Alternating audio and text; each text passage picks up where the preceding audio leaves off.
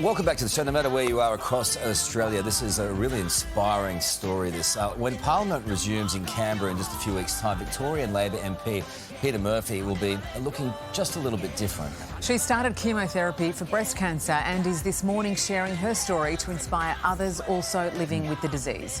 She spoke with Christina Hearn.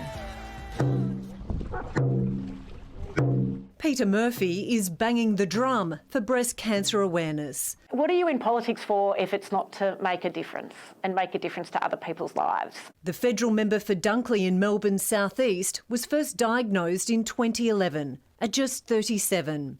After a double mastectomy, she thought she'd beaten it, but it came back 8 years later, just days after she got elected to Parliament. What was that moment like? That was more shocking, I think, even than the first one, to be honest. This time, it had spread to what's called metastatic breast cancer. It's treatable, but incurable. What does your treatment involve now? Towards the end of last year, I just had to change from oral chemotherapy to intravenous chemotherapy, which is 3 out of 4 Fridays a week. And one of the consequences of that change is that your hair falls out. And I tried to do a bit up here and I got a little bit carried away and basically I had a landing strip down the middle of my head. Had to even it up. So I had to even it out. But instead of hiding away, Peta is speaking up for the thousands of others going through a similar journey who don't have the public profile. This is such a personal story. Why are you deciding to tell it?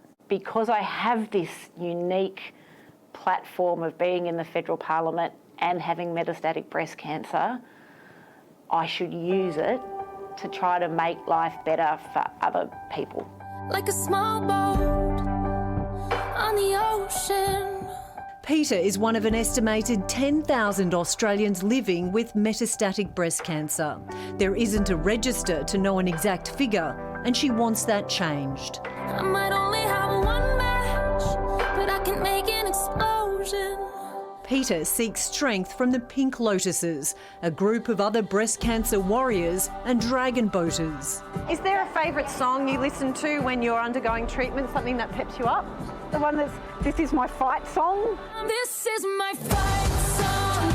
Take back my life song. Prove I'm alright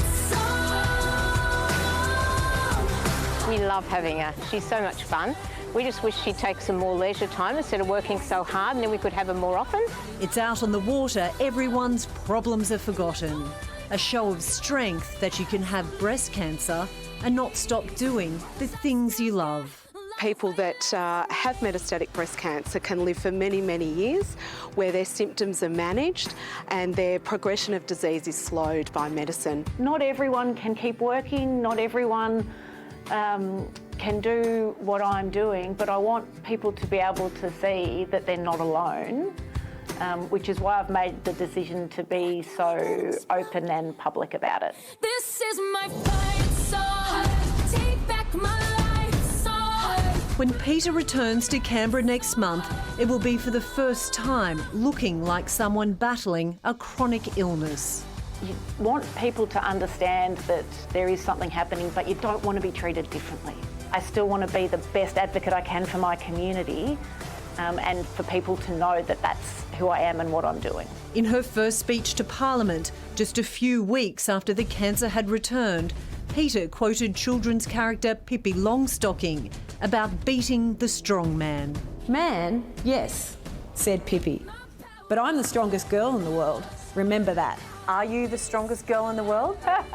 I strive to be. I don't think I am. I can name a whole bunch of women that are stronger, but it's an attitude, right?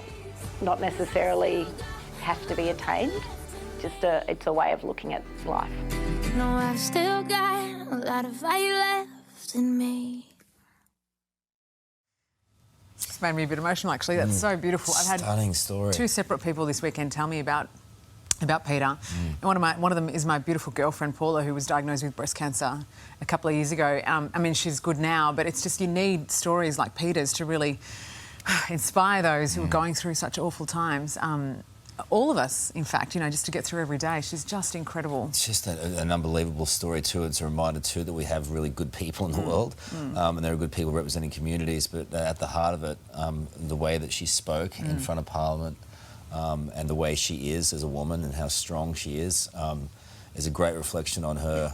Just what a wonderful story. Yeah, Is your friend okay? beautiful. Yeah, she's really good. It's just such a, you know, it's so tough. What people go through out there. You never know, do you? Hey there, Today fans. Sarah and... What's my name again? Oh my God, Karl. Hey, thanks for watching our YouTube channel, though. Subscribe now for more news, special reports, and amazing Aussie stories. And Karl misbehaving, Whoa, of course. that never happens. Always happens. What's she talking about? Always happens.